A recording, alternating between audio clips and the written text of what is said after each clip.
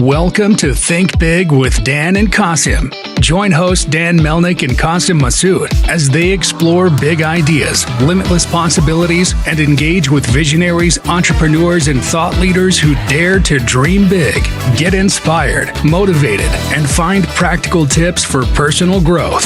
Think big, dream bigger, and ignite your potential. Welcome to the Think Big with Dan and Qasim. Today, our guest is Agustin. Agustin, how are you doing today? Doing well. How are you? Thank you for having me. I'm good. Thank you. Thanks for joining us today. And Agustin, will you let us know what you do and where you live? Yeah, currently living in Argentina. Working on Blaze Lab. That's my brand. I'm a fractional full stack data lead that works with the DTC brands and try to combine like a strategy and hands-on work to help DTC brands create data-driven strategies, accelerate their growth. Awesome. That's great. So, can you let us know what are your core responsibilities in your company? Yeah, I'm a solo entrepreneur, let's say, or consultant. So basically, I work directly with the client on the strategic side of the data strategic side, and also on the execution of that strategy. So I'm a hands-on senior operator, as you can call it. Awesome. So, as a founder, you are almost everything. Yeah, that's it. Awesome. So yeah, well, this is the beauty of entrepreneurship. Obviously, entrepreneurs has to take care about everything, and because of this challenge, they become well versed in multiple fields. So yeah,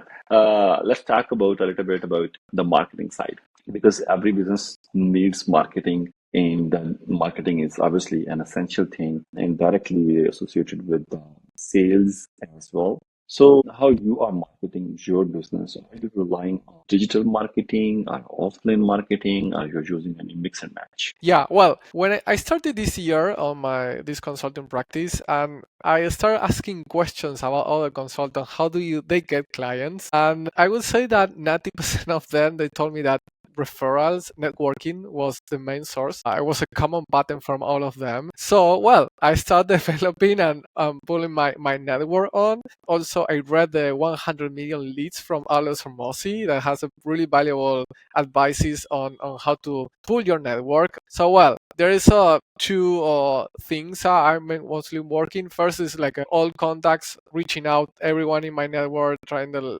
create awareness of my services and creating also good work because I can recommend on that after each also on each deliverable, each project I was part on, trying to ask for testimonials and reviews on how I went, so I can also show to new clients. So I would say that those two were the most effective sources for me. I know that is probably not the question you're asking for, but currently right now I'm laying out like a big program and trying to tackle the long term with thought leadership or creating playbooks on a Substack blog, and more in like the short term plan, reaching out, creating content on LinkedIn and using like a more like warm and cold reach out on LinkedIn platform. Well, that's great. Awesome. So, which part of your services do you need some awareness? Because again, awareness is a complete different science. For spreading awareness, you have to adapt a lot of methodologies. So, which parts of your services are more towards where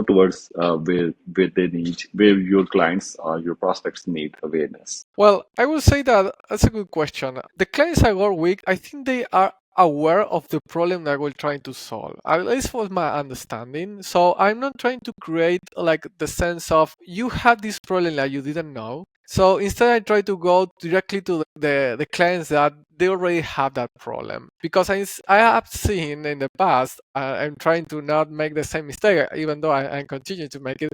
It's like pushing my solution to someone that still doesn't need that because it's not on the stage of my current ICP. So in that sense, educating those customer, my ICP, with possible solutions, multiple different solutions, like for the problem they already have. That's currently my strategy, or the one that I'm testing. That makes sense. Completely makes sense. Awesome. So, Augustine, every day there are new businesses in the field. Many new businesses are coming, and many businesses just shut down every passing day. And after the analysis and after some research, we came to know like many of the entrepreneurs just shut down their businesses because they are not able to face challenges every day. So, well, we think challenges are part of the game. Sometimes you need to make pivots and to stay in the market, but every entrepreneur faces challenges. Like challenges are specially meant for the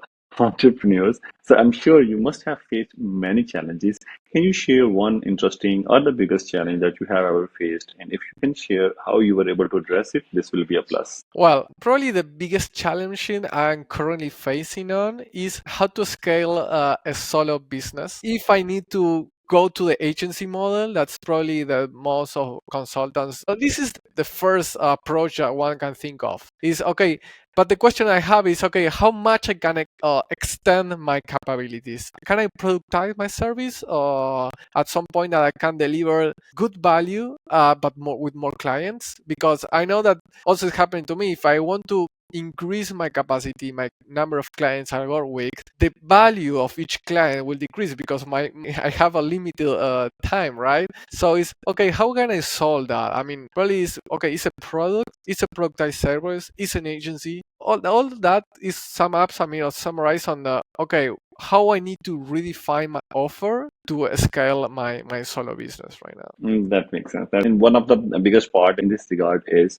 KYC as well, like know your client. So this is directly associated with all these things. Obviously, you will have to shape up your services as per your industry and your client. Awesome, that makes sense. All right. So, Justin, in terms of your short-term goals, what you are looking for, where do you see your company in next 4 to 6 months? Well, I will continue. So my previous answer is okay. I will. I mean, I have a plan. Actually, following a guy that is working like me, like a solo consultant, but for go-to-market from Series A SaaS companies, and he has developed like a solo consultant business or practice that is combining strategy and execution.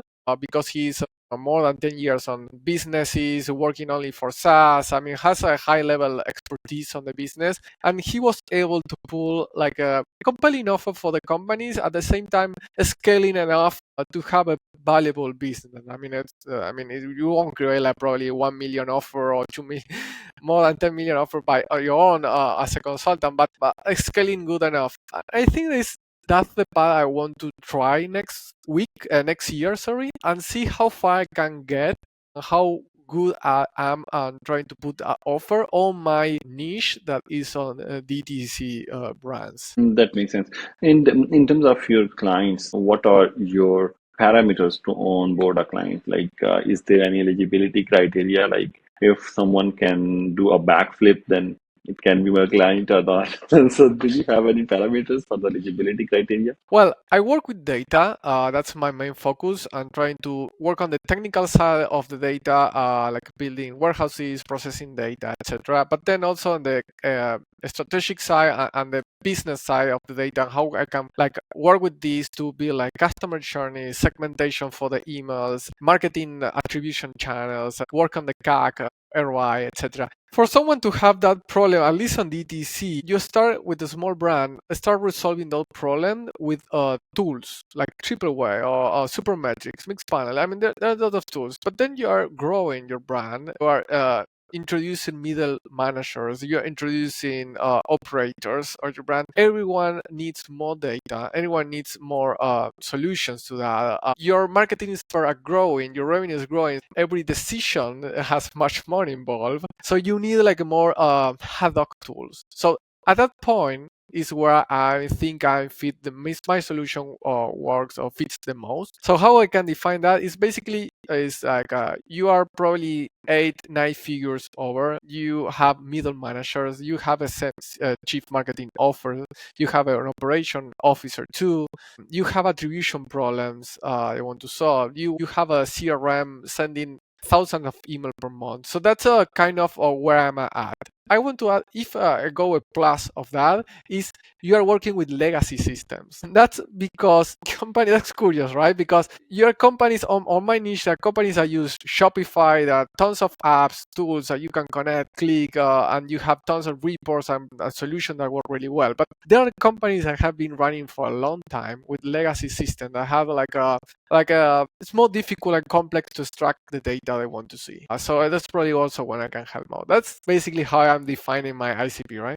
That makes sense. And you mentioned about the referral system as well, because many businesses are getting referrals and their businesses are working on the referrals. So how do you manage this referral system? Like, do you do referral partnerships? Do you have any referral partnership or not? And if you have referral partnerships, are you getting projects from the referral partnerships or not? Well, I don't have yet referral partnership. Something that I would like to implement with the offer restructuring next year. What I'm doing to try to answer your question is participating on communities like other consultant, data consultants. I understand that this is not a sum zero game. Actually, some of the work I received was coming from other consultants, and we complement each other on our skills to expand the capabilities and bring more value to the customer. So I see a tons of value or joining other consultants communities, being active there, share value, share without asking. That was the thing that works the most because I create awareness, I create top of mind. And also, they know that my niche is DTC, so they have it there in their mind, so they reach out when they have some issue or something to solve. That makes sense. All right. So, Augustine, on the other side of the coin, let's say if you have unlimited resources, what would be your biggest first step for your company? Oh, interesting. If I have limited resources, okay, that's cool.